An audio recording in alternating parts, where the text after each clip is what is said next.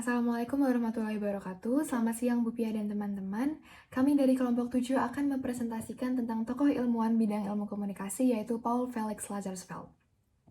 Sebelumnya saya akan memperkenalkan anggota kelompok kami. Yang pertama ada Clemens Christo Budi Utomo, yang kedua ada Rahel Kamilia Saidah, yang ketiga ada Vinvin Oklivia Hartin, yang keempat ada saya sendiri Laila Fadia Maharani, yang kelima ada Cheryl Ansel, yang keenam ada Novita Anggraini, yang ketujuh ada Reviana Resti Ardini, dan yang terakhir ada Anida Kusumaning Aryati. Pada kesempatan kali ini, kakak-kakak S2 tidak dapat ikut serta dalam presentasi, jadi akan diwakilkan oleh kami yang S1. Sebelum dimulai, saya akan memberikan poin-poin yang akan dibahas. Yang pertama ada latar belakang tokoh, yang kedua ada fokus penelitian dan bidang ilmu yang dikembangkan, yang ketiga ada kontribusi akademis dan teoritis bagi ilmu komunikasi, yang keempat ada teori yang dikembangkan, dan yang terakhir ada karya-karya ilmiah dari Paul Felix Lazarsfeld. Pada poin yang pertama, yaitu latar belakang tokoh, akan dijelaskan oleh rekan saya, yaitu Vinvin. Vinvin, dipersilahkan. Perkenalkan, nama saya Vinvin Oklivia dan saya akan menjelaskan latar belakang dari Paul Felix Lazarsfeld. Paul Felix Lazarsfeld lahir di Wina pada tanggal 13 Februari 1901 dan meninggal di New York pada tanggal 30 Agustus 1976.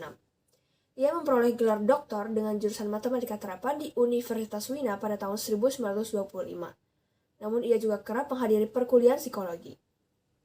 Setelah kurang lebih 30 tahun di Wina, ia ditawari beasiswa perjalanan ke Amerika Serikat oleh Yayasan Rockefeller karena prestasinya dan hasil penelitiannya pada bidang psikologi. Dengan keahliannya dan bantuan beberapa rekan, ia menjadi direktur pusat penelitian di Universitas Newark pada tahun 1936. Lalu menjadi direktur penelitian Princeton Proyek Radio pada tahun 1937. Kemudian pada tahun 1940, ia menjadi profesor dan ketua Departemen Sosiologi di Universitas Columbia hingga pensiun. Ia juga terpilih sebagai Presiden Asosiasi Amerika untuk Riset Opini Publik. Pada tahun yang sama, ia menjadi Presiden Asosiasi Sosiologi Amerika. Lalu dia juga dianugerahi gelar kehormatan di banyak universitas seperti Yeshiva, Chicago, and Columbia University. Serta masih banyak lagi penghargaan yang diperoleh oleh Paul Felix Lazarsfeld. Oke, kita lanjut ke bagian berikutnya. Sebelumnya perkenalkan, nama saya Clemens Christo Budi Utomo dan saya akan mempresentasikan tentang fokus penelitian dan bidang ilmu yang dikembangkan oleh Paul Lazarsfeld. Oke, jadi Paul Lazarsfeld ini membentuk institut riset pertamanya dengan nama Wissenschaft Psychologische Forschungsstelle. Nah, institut ini itu ia buat dengan tujuan untuk menganalisis masalah sosial dan ekonomi dalam kacamata sosiologi terapan. Nah, seperti yang telah dibilang oleh Vinvin tadi, Lazarsfeld juga membentuk pusat riset di University of Newark, lalu ada di Princeton University pula, dan juga di Columbia University. Nah, Paul Lazarsfeld ini dia memiliki rumus sendiri untuk memaparkan psikologi terapannya, yaitu revolusi pertempuran membutuhkan ekonomi, revolusi kemenangan membutuhkan insinyur, dan revolusi yang dikalahkan membutuhkan psikologi. Nah, salah satu proyeknya yang terkenal itu namanya The Marienthal Study. Nah, The Marienthal Study ini itu membahas tentang buruh paksa yang menganggur sebagai akibat dari depresi ekonomi setelah Perang Dunia Pertama. Nah, lalu ketika berada di Amerika Serikat, Paul Lazarsfeld ini menciptakan sebuah bidang ilmu penelitian yang sekarang kita kenal dengan komunikasi massa.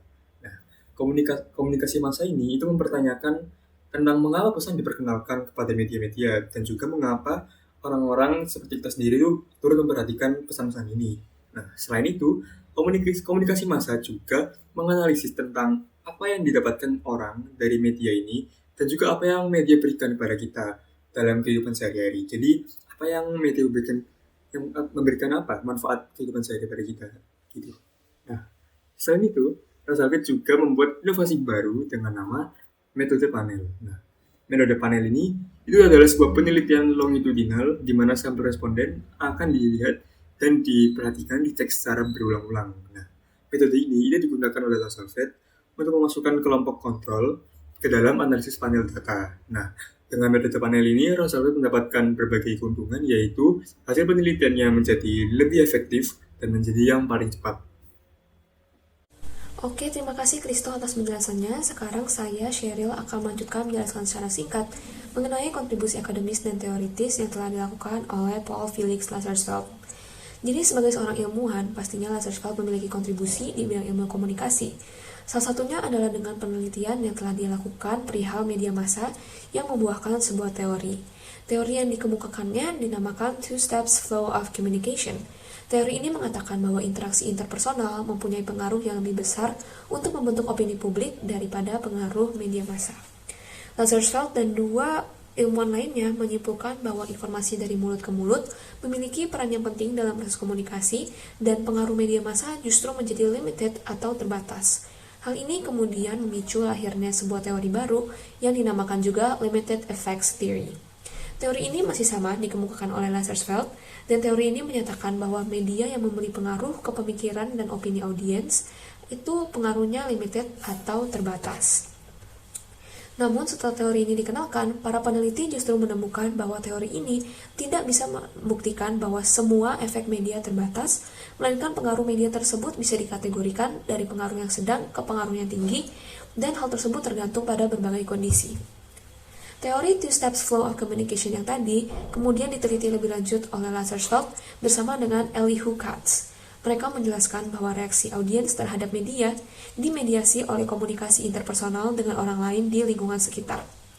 Para peneliti komunikasi massa pun tidak bisa menyamakan publik sebagai audiens yang homogen yang memiliki reaksi yang sama terhadap satu informasi dari media massa, dan hal tersebut dikarenakan karena banyaknya pengaruh dan faktor-faktor lainnya di lingkungan sekitar. Baik, saya Laila akan menjelaskan tentang teori yang dikembangkan dalam ilmu komunikasi oleh Paul Felix Lazarsfeld. Seperti yang sudah dijelaskan oleh rekan saya Cheryl, Paul Felix Lazarsfeld ini mengembangkan sebuah teori tentang komunikasi, yaitu teori aliran dua tahap atau two-step flow theory. Teori ini menjelaskan proses pengaruh penyebaran informasi kepada masyarakat melalui media massa, di mana teori ini muncul karena adanya fenomena perkembangan media yang sangat pesat. Sehingga proses penyampaian sebuah informasi yang dilakukan oleh media, baik media cetak atau media online, tidak terjadi secara langsung, melainkan mengalami beberapa proses tahapan. Nah, tahapan-tahapan ini dibagi menjadi dua. Yang pertama, informasi dari media massa ini mengalir ke para pemuka pendapat atau disebut sebagai opinion leaders. Yang kedua, informasi yang didapat oleh opinion leaders ini diteruskan ke sejumlah orang yang menjadi pengikutnya atau disebut sebagai opinion followers.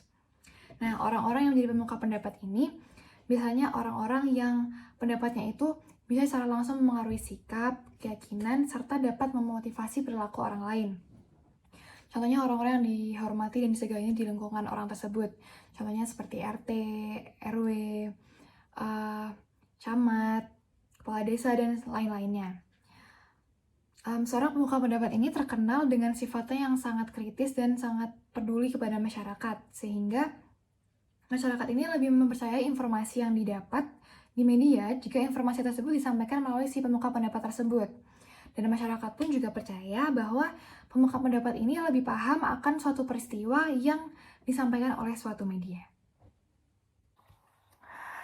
Saya akan membahas mengenai karya-karya ilmiah yang dipublikasikan. The Personal Influence yang diterbitkan pada tahun 1955 menjadi karya penting dari Lazarsfeld yang didasarkan pada data penelitian tahun 1945. Adanya gagasan studi two-step flow of communication dalam The People's Choice yang diterbitkan pada tahun 1948 merupakan hasil penelitian tahun 1941. Penelitian pertama ini berfokus pada faktor-faktor yang mempengaruhi tingkah laku memilih. Dan penemuan Lazarsfeld ini menyatakan bahwa media massa memainkan peran yang kecil dalam proses perubahan sikap dan opini. Justru terdapat hal yang paling mempengaruhi perubahan sikap dan opini tersebut adalah hal yang ada di dalam kelompok utama. Pada tahun 1945, awal era nuklir dan jejak pendapat, Lazarsfeld mengamati bahwa bentuk organisasi sosial yang seharusnya disesuaikan dengan penemuan apapun yang sedang dibuat, dengan menggunakan pertanyaan-pertanyaan tertutup yang dapat digali oleh peneliti sosial. Lazarsfeld dan perusahaan yang membiayai menyempitkan perhatian pada dampak media. Para peneliti ini membawa pada komunikasi dua tahap dan sebuah model personal influence yang menyatakan bahwa media massa tidak sebagai kekuatan dominan dan utama, tetapi beroperasi di dalam komunikasi interpersonal dan sejumlah pengaruh sosialisasi. Ada juga beberapa karya Paul Lazarsfeld yang bisa kalian lihat di slide berikut ini. Oke, demikianlah presentasi dari kelompok kami. Saya mewakili kelompok mengucapkan mohon maaf apabila terdapat salah kata selama penyampaian tadi. Terima kasih dan wassalamualaikum warahmatullahi wabarakatuh.